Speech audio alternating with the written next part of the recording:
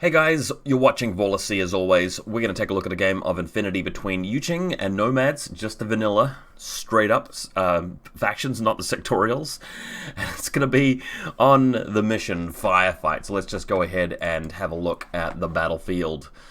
Firefight is a mission that I've said a bunch of times before. It's not really very firefighty. You know, if you imagine a mission where, you count up all of the dice that you throw into ballistic skill attacks and face-to-face rolls for the entire game and see who's rolled the more, that would encourage the kind of tactics that would make the game feel like a firefight, whereas firefight in reality is about being cagey and make sure that you don't give up too much material and quite often hiding things.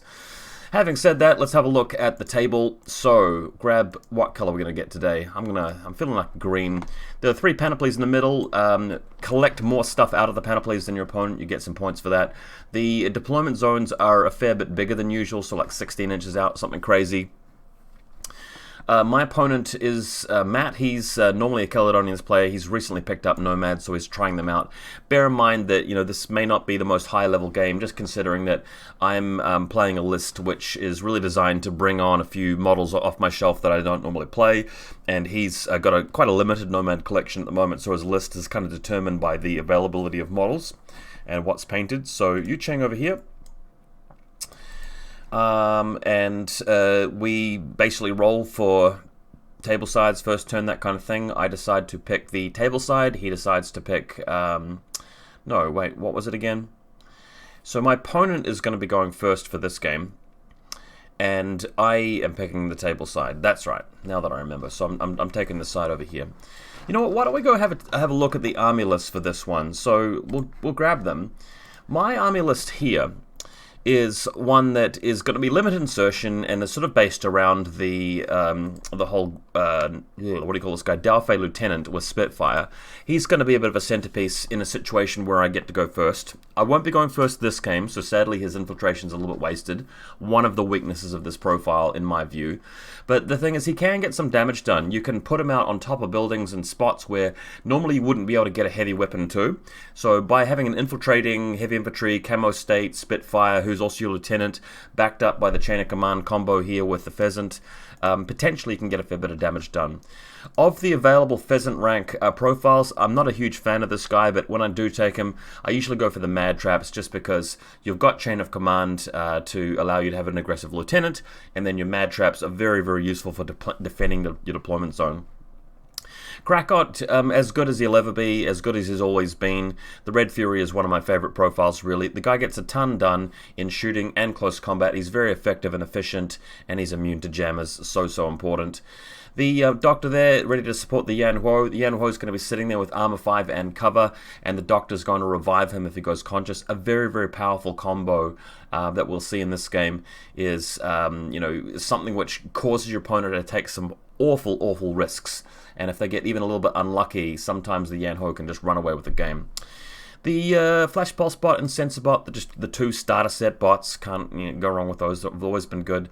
The tried and true Guilang Fort Observer, always the best Guilang model. But I've decided to try out the multi-sniper this game. Don't play him very often. He's a really cool model from the Beyond Red Veil expansion set, the little box there with him in it. Sometimes, I think Major Luna is a way better defensive piece. The Guilang doesn't quite, cut it compared to her defensively. But the thing about the Guilang is you can deploy him way out with infiltration and find some really awkward angles your opponent wasn't expecting to be attacked from with a sniper who has MSV1, surprise attack, camouflage, the multi ammunition gun can be very effective. And of course, the Ninja Killer Hacker with a tactical bow, as always. My opponent, playing with the models that he has, he's got, we'll go from bottom to top. So the 00, I like the setup. You've got 1 to provide the extended hacking range with the deployable repeater. E-Maul is very strong as well, super cheap at 19 points, and the killer hacking device as well, very, very effective. The Mobile Regatta, I feel like he's a bit bland, he's a bit vanilla, he's a bit outdated, he's a little bit, left behind by some of the other profiles like the Moira HMG, the Kreezer Borak, the Hollow Man, you name it. So, he's still still a model available in a lot of the box sets though, so you see people take him, and he can be solid. Borak, if you're playing Limit Insertion, he's a very powerful, ARO sweeper. I can't argue with him. Intruder X-Visor, multi-sniper rifle, just a staple of so many Nomad vanilla lists.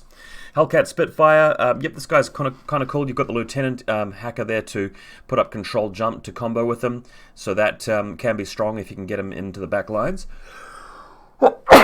Excuse me. Mary Problems, I feel like, even though she's a very good pick and can be good in Transmission Matrix, she's a bit of a points double up with the Interventor and the Zero Killer Hacker, so a little bit too many points invested into hacking. The Heckler Combi Rifle Jammer, he's too good not to take, so powerful in today's meta with today's missions, and a basic Alguacil Specialist as well, why not? So with those lists in mind, let's get into it, let's play some infiNity. Just a quick look at my opponent's side of the table in terms of his deployment zone here. So he's got this big platform on the right-hand side and a little bit of a raised area to see quite a lot of the table. That's going to be an effective spot, but you can move up the gantry way and the stairs to get into a bit of a closer range shootout with him, which may not be ideal. My side of the table's got this big boxy building in the middle, which I'll reserve for my Yan Huo, and not too much around the flanks, but again 16-inch deployment out, so you can make use of the second wave of buildings throughout towards the middle. Here's a visual look at my list, so you can see the 3 camo markers for the Daofei, 2 Guilangs, the blue one's a Ninja, HVT in the back, everybody else is what it says in the box basically, really looking good. My opponent's deployment comes in first. He is taking the first turn and deploying first. The right-hand corner of his table side is around here, okay? So we'll just minimize this out a little bit, move this down here. That's the HVT, and right next to it is the Zero with the E-Maulers and the deployable repeater. We've got the Brigada right here. This is a Alguacil. He's going to be putting his reserve trooper intruder there. His reserve intruder, shall we say, and it will be standing, but it's not currently positioned on the table. Moving along, we have Mary Problems up here. This is just in front of the position where the intruder was. There's also the Zero Killer Hacker over there. My camera is obscuring that, but there he is. Borak over there with the Interventor very close by to him. And nearby them, there's the Heckler Jammer right down in the corner. Bit of more of an overview look, so I'll just show you that again. So the Borak standing up over here. There's going to be, well, actually, he's going to be prone. He's going to put prone markers next to everybody. So Interventor, Borak. There's the Zero Kill Hacker. There's the Jammer over the side. So that's the position on his side of the table. For me, my extreme right-hand side of the table is here. So we got the that's the sensor bot there. This model here is the Guilang Fort Observer. I've yet to place that model. We'll move on to, actually no, sorry. I've been completely disoriented. This is the left-hand side of my deployment. That's the back line of the table here. That's the Yan Ho up there with the Doctor standing next to it. This model is actually the Guilang Sniper. The HVT actually is in that position. And the Krakot's out through the middle. Krakot rolls a +3 Fizz and Regen. Not the best, not the worst.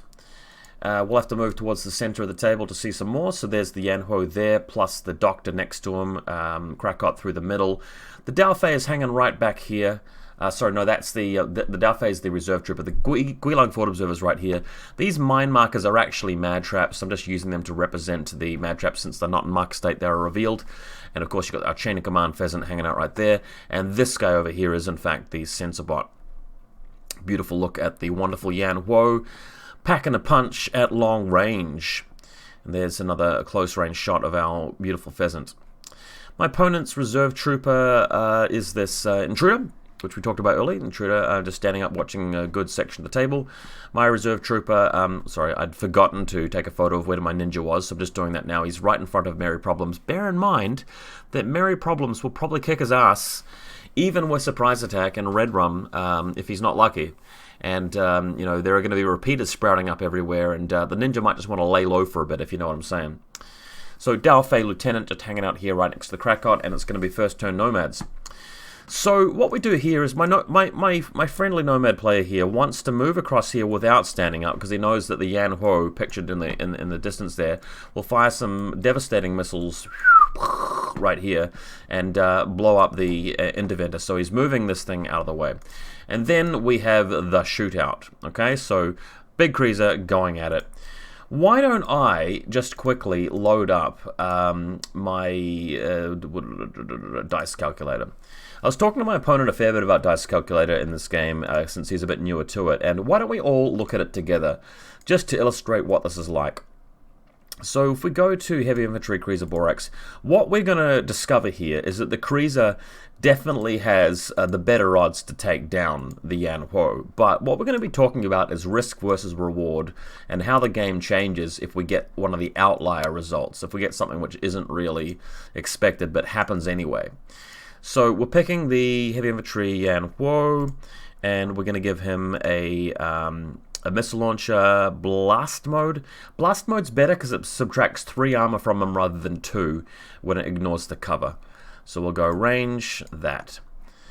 What I'm going to do is pretend that both of them are in a 3-man link, because the cruiser has his full auto level 2 and the Yan Huo is full auto level 2, has neurosynetics. In fact, the program here, the software may actually already count that.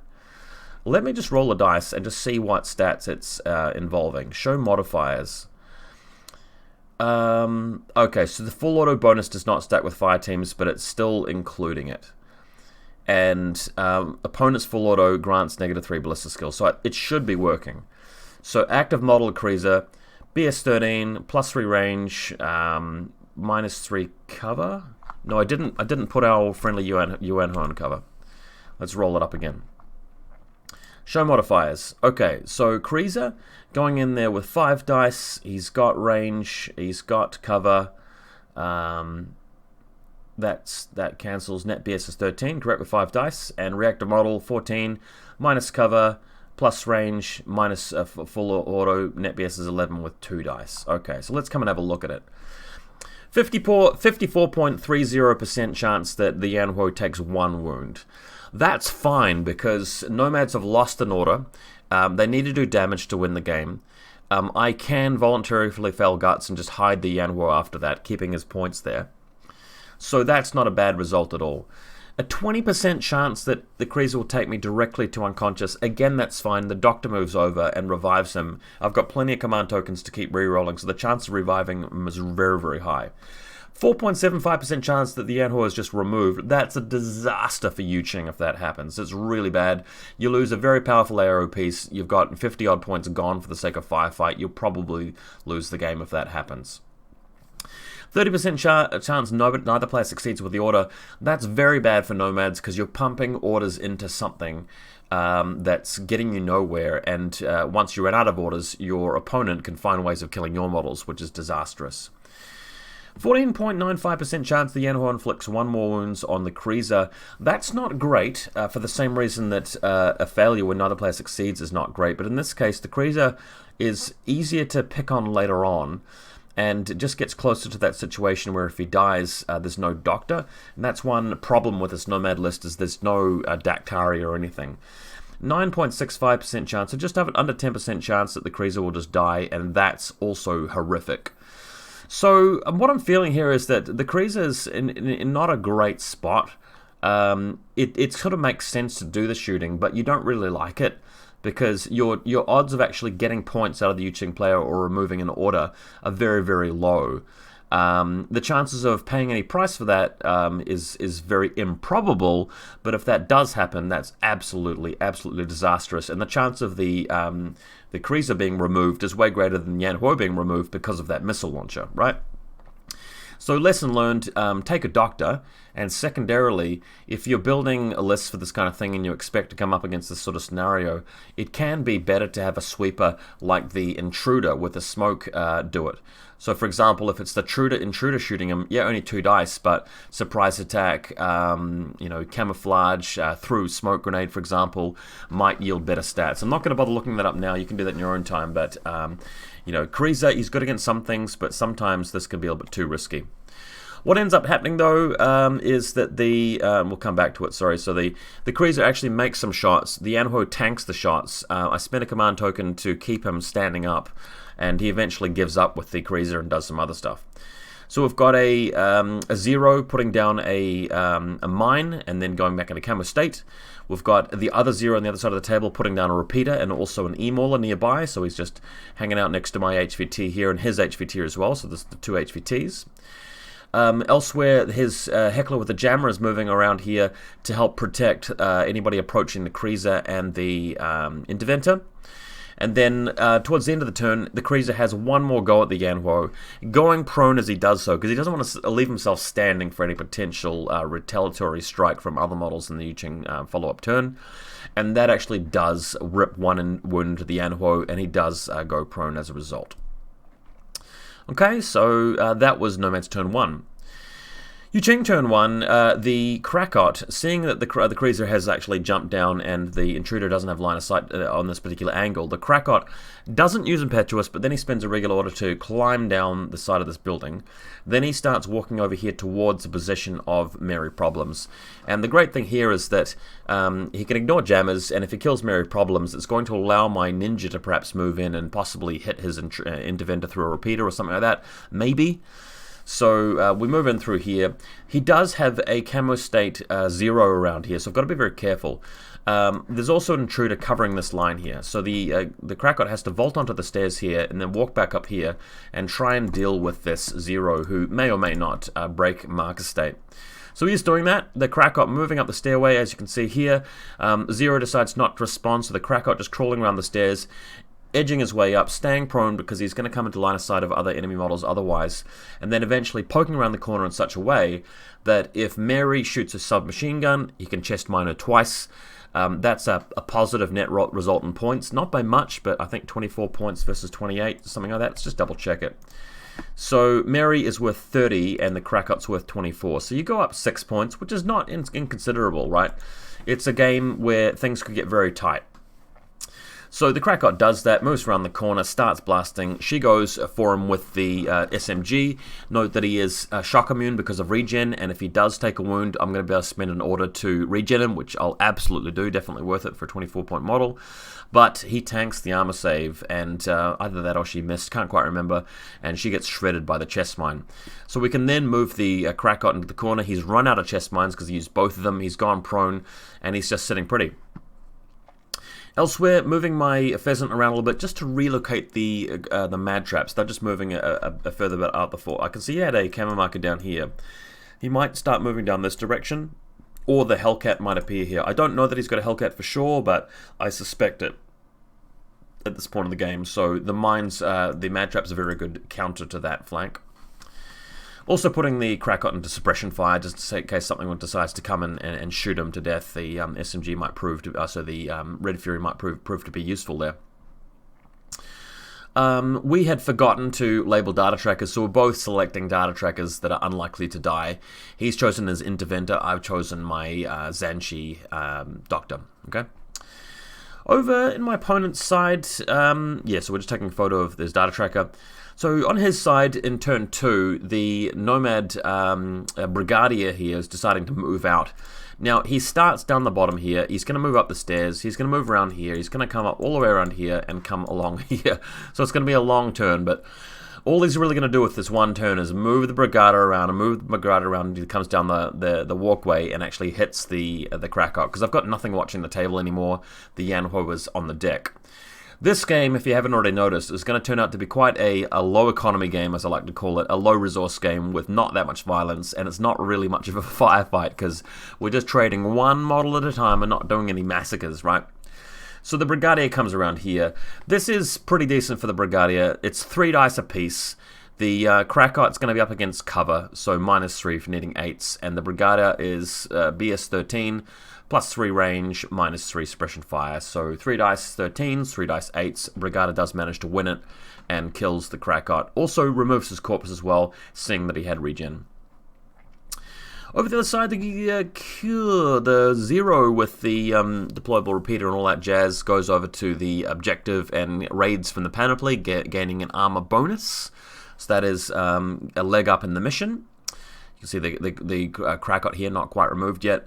The Interventor going back into marker state, impersonation-wise, and then it's back over to me. So again, very short term.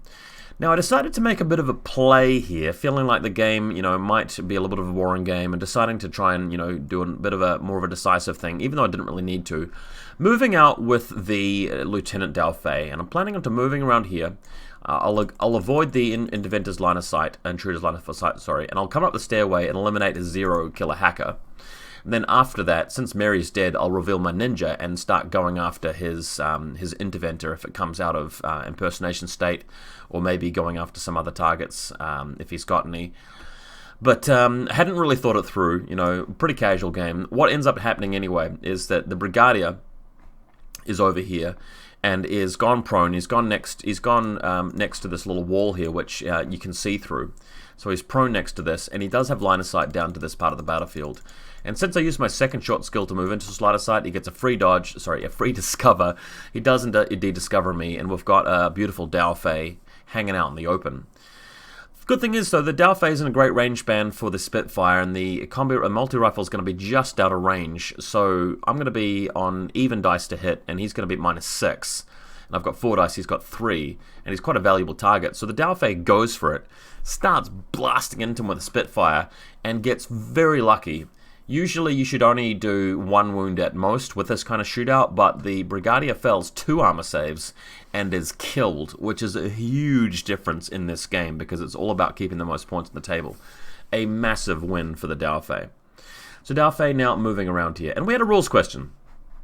A rules question came up, and so the Daofei moves over to here, and he rolls up the stairway, and the move, so he starts here at the beginning of the order, and he spends a first shot skill to come up here, just enough so he can get line of sight to this model here, which I know is a mine. There's also a 0 killer hacker here, but it's prone, and I'm not bringing the top of my silhouette far enough above the little parapet thing to be able to see him, okay? Note that there's also an intruder not pictured on this side of the table, alright? So if I go to the next image, if I move up to this spot, this is after I've spent my first shot skill. The mine goes off automatically, and the intruder is entitled to an ARO. The thing is that I'm technically still in marker state, even though I'm going to have to take an armor save and will be revealed by the mine. The thing is, though, if I declare another short skill move down the stairs, apparently the mine armor save, it's only resolved at the resolution step of the order at the end, so the intruder is considered to be facing off against me in marker state for the entire order and can't actually shoot me unless I declare an attack with my shooting or a dodge. Now, I wasn't really sure how that worked during the game, so benefit of the doubt to my opponent, at the time I played it that I would just declare a dodge, which is bad. The intruder shoots me for free, the mine goes off, and I have to dodge the mine, and I've got my lieutenant here with a bunch of points. It's kind of stupid. But in terms of the rules, I can legitimately just pop the mine, get rid of that, move the Daofei back down, the Interventor, so the intruder gets to do nothing, and then I can start moving up and go prone and come around and actually hit this guy. So yeah, a bit of a debacle. Because I, was a bit charitable here and decided to declare the dodge because I didn't, feel that I might necessarily be able to do anything else, my opponent also reveals a jammer, so I get hit by a mine, a jammer, and an intruder. But miraculously, he tanks the armor save from the mine. He tanks the armor saves from the intruder, hilariously, and survives the jammer as well. So maybe I'm just being rewarded for being nice in the situation. Realistically, the jammer shouldn't have been able to get me. The mine would have caused me an armor save, and the intruder wouldn't have had a chance to arrow. And neither would the jammer, because technically I'm just stealth moving both times, or mark state moving both times, not so much stealth. But we'll move on. There's the jammer there, and doesn't quite get me. So the Daofei correctly decides to run away. You can see the intruder's position. So Daofei is just running away now, and just coming back to cover to go prone, and just hanging out, going back into marker state. Yeah. Elsewhere, we've got the Guilang Fort Observer just moving around to a different spot, just preparing for that possible Hellcat. Speaking of the Hellcat, it's Nomad's final turn, and the Hellcat decides to drop down right behind my Doctor and my Yanhuo. And I was looking at that during the game and I was thinking, oh man, that's actually quite a good spot for a Hellcat. I really hope he doesn't choose that spot. I thought that I had it covered because there's a Guilang sniper right here who actually has line to the back of the box, and the Doctor's also got a line back here. So if he lands, you know, I thought I'd actually have it covered, but looking at this diagram, you guys can appreciate that there's just enough room for the Hellcat to land.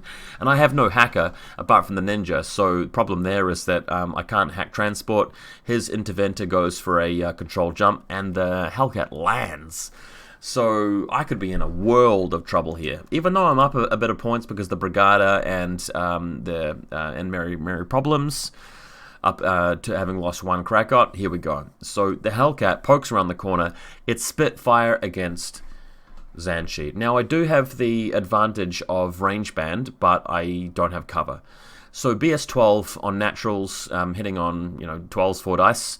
Zansheet shooting back 11 1 dice and predictably gets shredded. So he gets victory points for taking up the data tracker.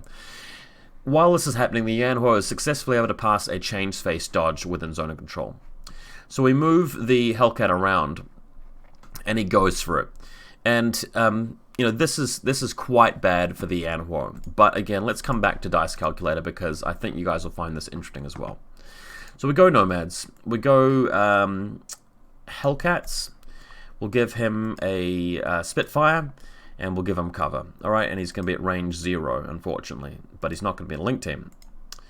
Then on the other side, we've got the Yanhuo already set up, ready to go. He's going to use his pistol, and he is going to be in a link team to simulate the effect of neurocynetics. Or even we'll just change that to burst 2. And he has not got cover. So we'll roll the dice and figure out what the situation is. Show modifiers. Base 12, needing 12s, that's correct. Base 14, minus 3, plus 3. Net BS is 14. Yeah, so 4 dice and 12s versus 2 dice and 14s. Let's have a look. So there's actually only a 40% chance of doing a wound on the Yanhuo. In fact, less than that, 37.98. 42.49% is that the chance that he won't get any damage done and will burn into the orders, although it's very unlikely that after half a turn's worth of orders, 4 or 5 orders, he won't get anything done. But also a 20% chance that the Yanhuo will actually kill the Hellcat here. So it's not exactly like it's a hugely decisive run here for the Hellcat. Definitely worth it, don't get me wrong. Like, this is a bad situation for YuJing, but it's not really, totally crushing with Shishkin coming around the corner at, in a link team at the correct range band with a nanoscreen kind of, deal. This guy is on a bit of a, a rough mission. Now, unluckily for the Hellcat, even though there's only one wound to go on the Yanhuo, the Hellcat does actually get hit by the pistol, fails to save, and dies, which is bad, if you didn't already need to say so. So, yeah, just plug in the gaps. The jammer coming up to the middle here, a fast panda going out from the Interventor, and people going to suppression fire, and unfortunately an unlucky last turn for Nomads. So that basically puts me in a winning position. I'm ahead on points because even though he's taken out the Doctor and the Krakot, I've taken out a Hellcat and a Mobile Brigada and Merry Problems. So now revealing the Ninja, moving in around, just avoiding everybody and just coming up to use the corpse of the Mobile Brigada to collect the data scan mission objective, then moving around with my Guilang multi-sniper, moving around here away from the position of the intruder. The intruder's got line of sight through here, but I can move through there and mark a state, go prone behind this, and go for the panoplies, which is exactly what happens. And we go in to dig out some stuff from the panoplies. The effects of the panoply, unfortunately, is irrelevant because that's the end of the game, and it is a win to YuJing. Having said that, could easily have been a loss for YuJing, couldn't it? I mean, looking at what happened, the Kriza might well have wrecked the Yanhuo, that was unlikely, but the Hellcat play, that was gold. Imagine the Hellcat kills the Doctor, kills the Yanhuo, and then moves a bit, snipes a few things in the back, like the flash pulse spot and so on. What do I even do there? I mean, I've got to claw back all of those points. I got it classified that he didn't, but he got a data tracker that I didn't, so we're kind of even there. And in terms of specialists, he got the doctor, I got Mary Problems, we're kind of even. So I definitely would have lost that one. So yeah, quite an interesting cagey game. Again, both lists a little bit pillow-fisted, but you know, we play different lists in infiNity sometimes. Can't always play the optimal stuff, and felt good to get back into YuJing for a change. That was really cool. I've been theorizing a bit on YuJing recently, and I've come up with some recent ideas, so I might just give you guys a little bit of a bonus talk in this video if you want to stick around for a sec.